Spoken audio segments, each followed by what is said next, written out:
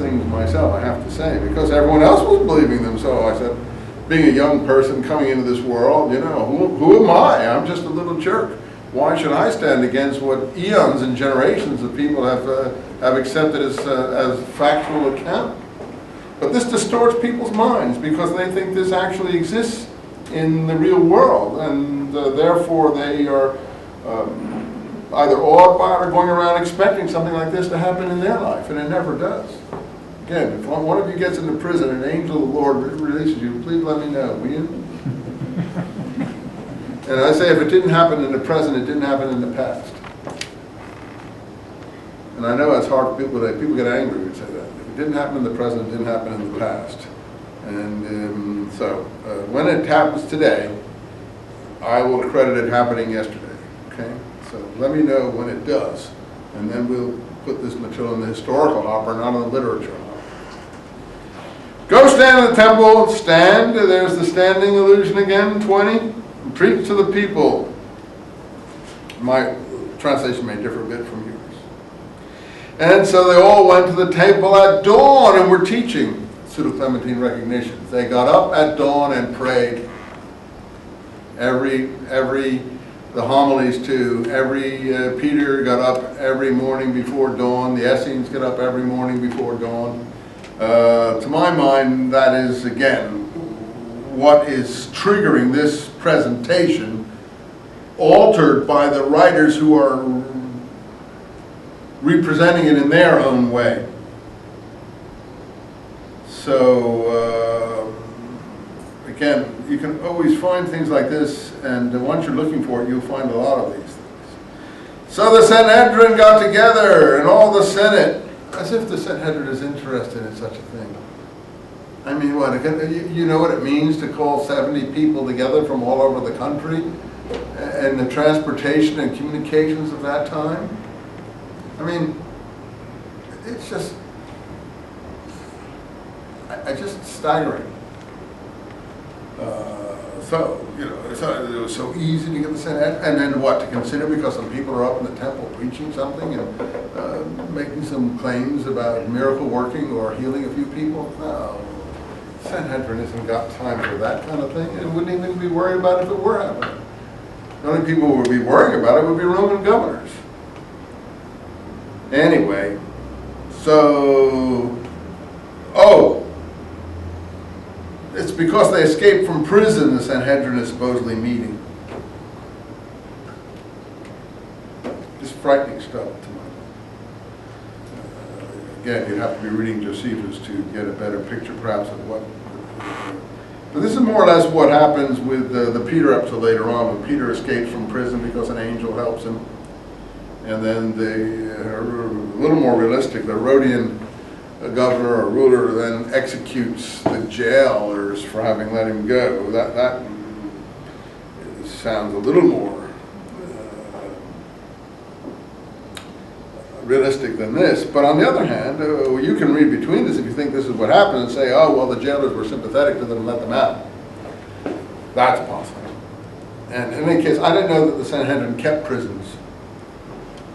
Anyway, there they are again, 25, standing and teaching. It's always standing and teaching. The standing one, that famous doctrine that I've tried to tell you about, that is part of the pseudo-Clementine basic doctrines. The Messiah is the standing one.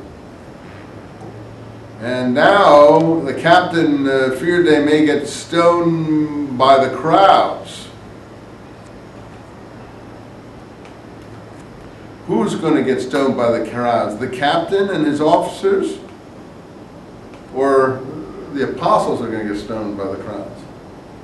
I guess it's supposed to be the apostles are going to get stoned by the crowds. But why would the apostles get stoned by the crowds if they're so popular? If there's all these myriads of people? Anyway, no one analyzed this the way I have, unfortunately. And I think for 2,000 years, most people have never stopped to analyze this carefully. People, because they approach this from a faith-based, if you like, orientation. Josephus does have a picture of the crowds stoning each other in this period from the 40s to the 60s. different party groups on the Temple Mount throwing stones at each other, different political orientations. Isn't one group being totally overwhelmed by the other, but two groups fighting each other, the high priest group and the Revolutionary Party group. And I think that's what this is based on again, right out of the Antiquities, again, the stoning of different groups of each other. But it isn't that they're going to be stoned as an execution. They're throwing stones at each other because they're opposite political parties. Okay? Again, I've never had time to put this in a book, this analysis, because I don't know how I could do it. The person would have to have the text in front of them in order to critique the text. And you can't depend on a writer having the text, a reader having the text in front of them in order to explain to them what the issue is. So it's almost impossible to do this except orally in a classroom, which is why I'm putting it on film, because that's the only way you can actually expound these things. Anyway, they brought them to the Sanhedrin, and the high priest is getting angry again. Do not teach in this name. The name is very important symbolism in all these documents, in the Book of Acts, in the Pseudo-Clementines, in the Dead Sea Scrolls. The name, teaching in this name, called by this name. Again, it's a constant theme. I just call it to your attention. Your teaching, you will bring on us the blood of this man. Again, another allusion to the blood libel. How is their teaching going to bring on them the blood of this man? Are they teaching the blood libel accusation against the Jewish people? Do the priests represent the Jewish people? How come if the priests supposedly represent the Jewish people, do the people kill all the high priests when they have the uprising in 66? So, I mean, you know, who's us? It's interpreted the whole Jewish people as if these priests are legitimate representatives of the Jewish people. They're not. They're Herodian Roman priests who have been appointed by an occupying power that the people rise up against and kill them all just 15 years after, or 20 years afterwards. So again, these things are, the writers of the Book of Acts are totally unaware of and don't care about.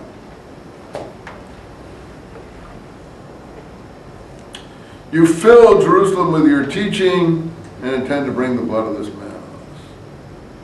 Oh, so Peter gets up for speech number 4, is it, or 5? Blood libel accusation. You should obey God rather than men. The God of your fathers, or our fathers, raised up Jesus, whom you killed by crucifixion. There it is. I don't think Peter ever speaks, but he doesn't make the blood libel accusation.